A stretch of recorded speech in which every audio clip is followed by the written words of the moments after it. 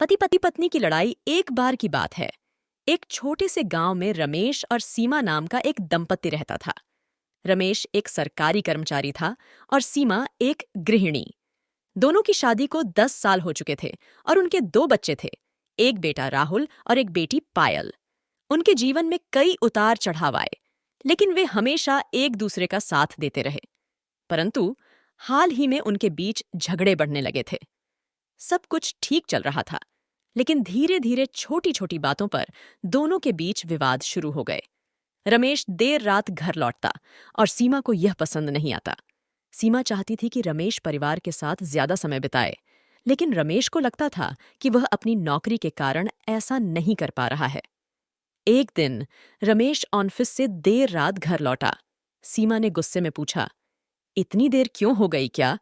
Office में काम ही नहीं खत्म होता?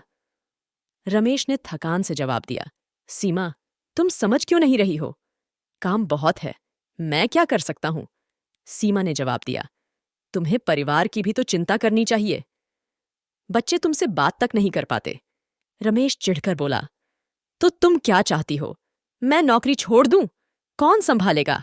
सब कुछ इस तरह की छोटी छोटी बातों पर उनकी लड़ाई बढ़ती गई।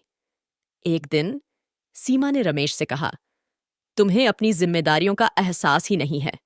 तुम सिर्फ अपने बारे में सोचते हो। रमेश ने गुस्से में कहा, और तुम क्या करती हो? सिर्फ शिकायतें करती रहती हो। सीमा चुप नहीं रही। अगर मैं शिकायतें करती हूं तो उसकी वजह तुम ही हो। मुझे सब कुछ अकेले ही संभालना पड़ता है। रमेश ने ताने मारते हुए कहा, तो फिर तुम क्या चाहती हो? क्या मैं तुम्हारे लिए अपनी नौकरी छोड़ दूं? उनके झगड़े का प्रभाव बच्चों पर भी पड़ने लगा। राहुल और पायल दोनों ही अपने माता पिता की लड़ाई से परेशान हो गए थे। राहुल ने एक दिन अपनी मां से कहा, मां, पापा से इतना लड़ाई क्यों करती हो? हम लोग डर जाते हैं। पायल भी उदास होकर बोली, मां, हमें अच्छा नहीं लगता जब आप दोनों लड़ते हो। सीमा को अपने बच्चों की बात सुनकर दुख हुआ, लेकिन वह अपने गुस्से पर काबू नहीं कर पा रही थी। कई बार दोनों ने मिलकर समझौता करने की कोशिश की, लेकिन हर बार वे विफल रहे। एक दिन सीमा ने रमेश से कहा, चलो, हम कुछ दिनों के लिए अलग हो जाते हैं। शायद इससे हमें अपनी गलतियों का एहसास हो और हम चीजों को बेहतर तरीके से समझ सकें। रमेश ने सहमति जताई और वे कुछ समय के लिए अलग हो गए, लेकिन इससे भी उनके झगड़े कम नहीं हुए। उनके परिवार और दोस्तों ने भी उन्हें समझाने की कोशिश की।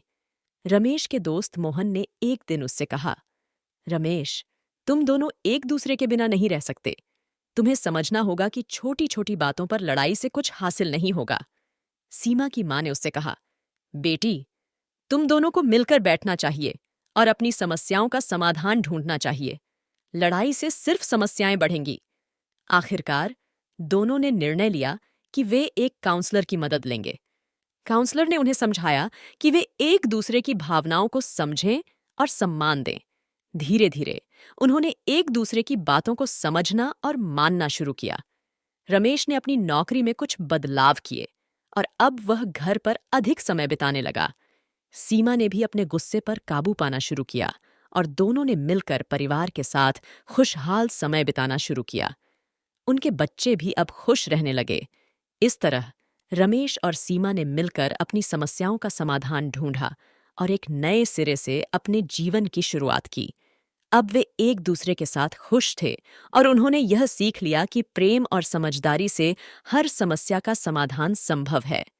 यह कहानी आपको पति पत्नी के बीच के मतभेदों और उनके समाधान की एक झलक देती है। उम्मीद है कि इससे आपको भी कुछ सीखने को मिलेगा।